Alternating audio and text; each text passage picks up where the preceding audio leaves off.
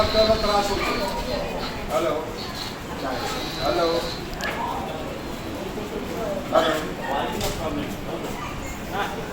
Hello hello.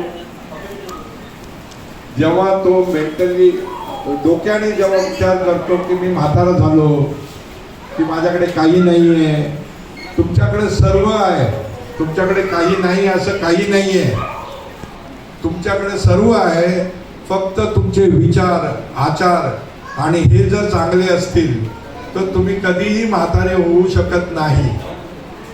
आता माझं वय 73 वर्ष आहे.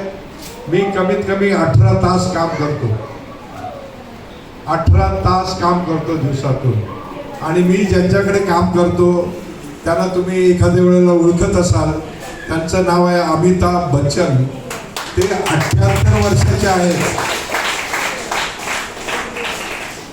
ते 78 वर्षाचे आहेत आणि मी 73 वर्षाचा आहे. आम्ही दोघे 14 ते 16 तास सतत काम करतो आणि कुठल्याही पद्धतीने ते स्वतःला म्हातारा म्हणत नाहीत आणि मी कधीही स्वतःला म्हातारा म्हणत नाही. मी आता पण 60 वर्षाच्या नंतर जेवढी वर्ष लागतात ती 60 वर्षाच्या नंतर जेवढी वर्ष लागतात त्याला आता मी 13 वर्षाचा आहे आणि ते 18 वर्षाचे आहेत. म्हणून तुम्ही कधी खचून जाऊ नका, कधीही तुम्ही असा विचार करू नका.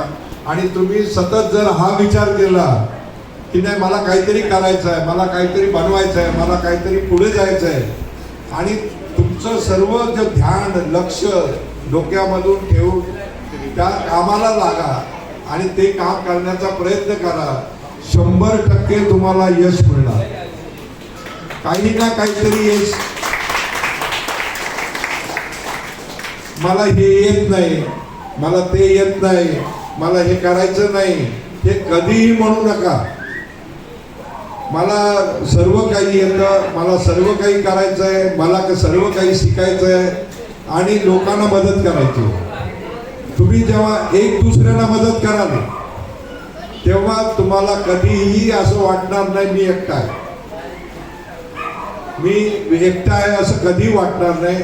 म्हणून माझी नम्र विनंती आहे की कधीही स्वतःला छोटं लेखू नका, स्वतःला मला काम येत नाही असं करू नका.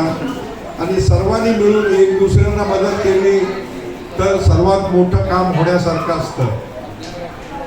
तर माझं असं मत आहे आणि मी स्वतः समजतो. मी कमीत कमी 7 इनोव्हेशन्स केलेले आहेत.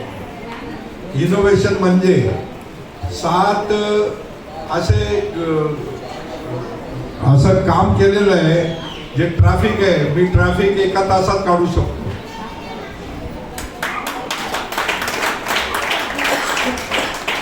त्याच्यानंतर मी एक गाव बनवतोय, आता एक गाव बनवतो, 20 एकर मध्ये गाव बनवतोय.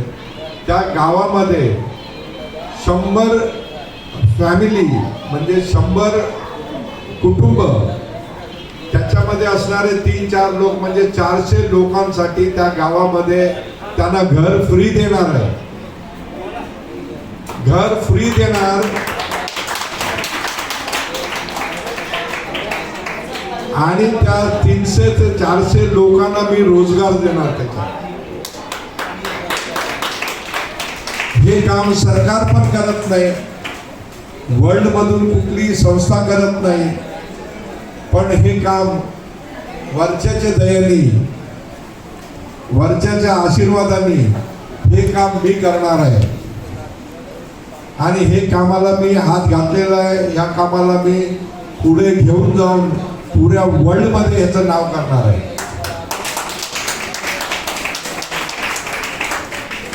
तर तुमच्यामध्ये पण असे भरपूर काही लोक आहेत जे ज्ञानी आहेत, पण त्यांचं ज्ञान कुठेतरी इथे अडकलेलं आहे.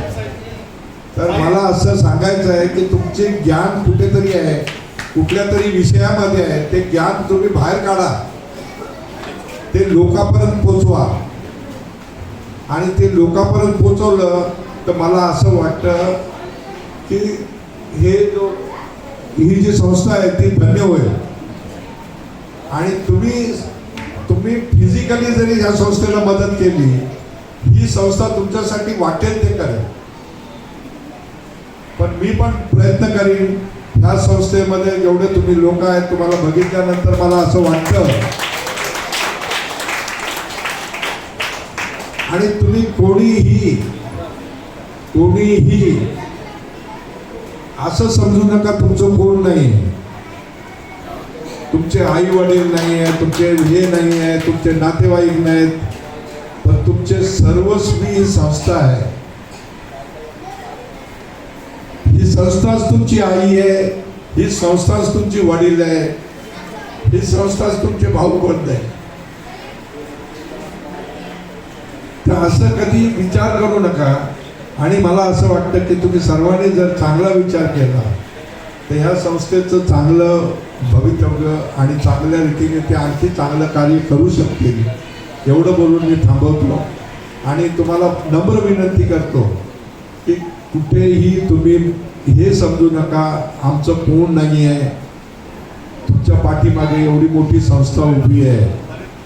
आता संस्थेला तुम्ही हातभार लावला तर ती संस्था मोठी होईल, आणखी दुसऱ्या लोकांना घेऊन येईल.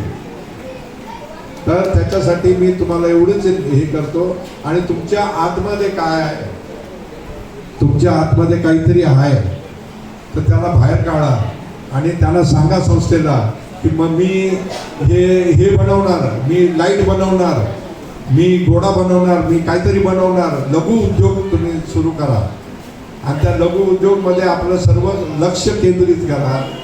आणि त्या तुम्ही तुमचं लक्ष, तुमचं काम, तुमचं हे तुम्ही कामात लागले तर तुम्हाला कुठलीही गोष्ट पाठीमागे झालेलं सर्व विसरून जावा आणि आता मी काय करणार आहे त्याच्याकडे लक्ष द्या आणि त्याला पुढे घेऊन जा.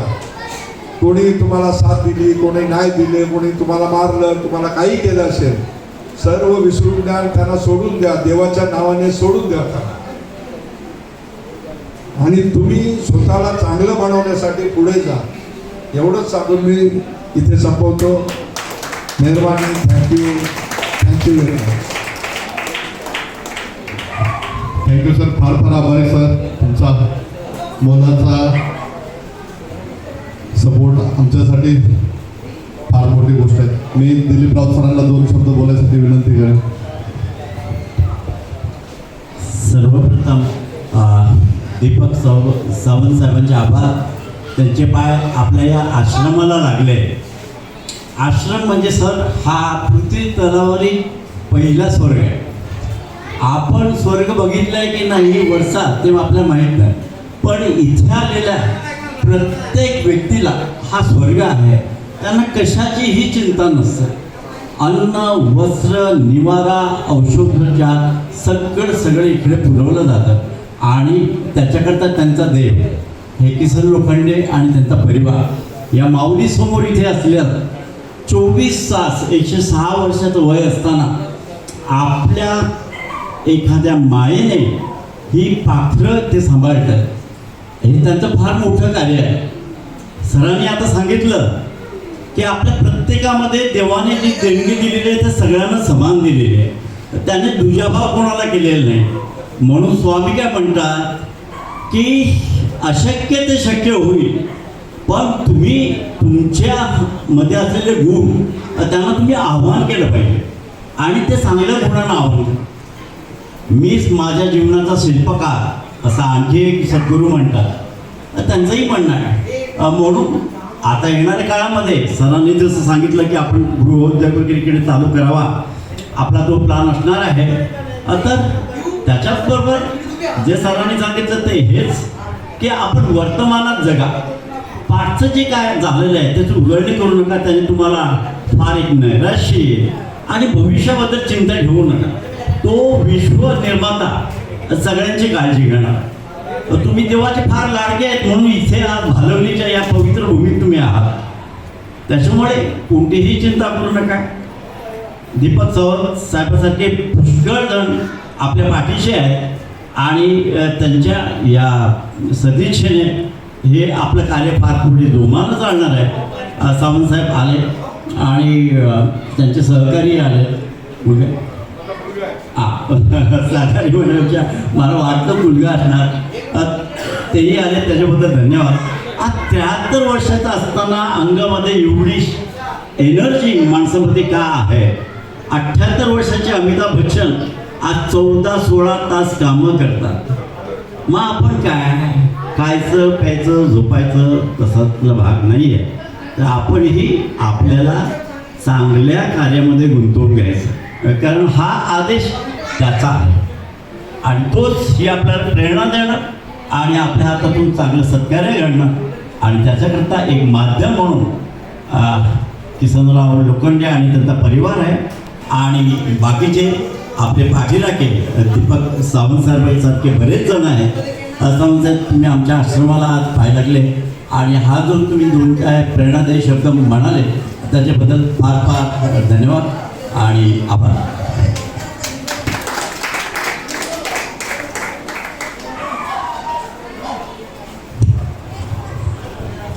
फुलला फुलाची पाकळी एक म्हणून आश्रमातर्फे माऊलींच्या हस्ते शाल आणि एक मोमेंटो हा सावंतसाहेबांना देत आहोत. पुन्हा एकदा सावंतसाहेब, तुमच्या बिझी शेड्यूलमधून तुम्ही वेळ काढला आणि ती उदात्त कल्पना तुम्ही गावातील 400-500 जणांचं एक गाव बसवून त्यांना रोजगार देणार, त्यांना स्वयंपूर्ण करणार. आज जगाच्या पाठीवरती ह्या ज्या काही बऱ्याच NGO आहेत, गव्हर्नमेंट संस्था आहेत, त्यांच्याकडून हे शक्य झालेलं नाही आहे. ते शक्य सावंतसाहेब करणार आहेत आणि त्यांना आपल्या आश्रमवासियांतर्फे शुभेच्छा मी देतो आहे. आणि जे पण काय करता येईल, काम करता येईल, त्याच्याकरता आम्ही आश्रमवासियांतर्फे नेहमीच तयार आहोत.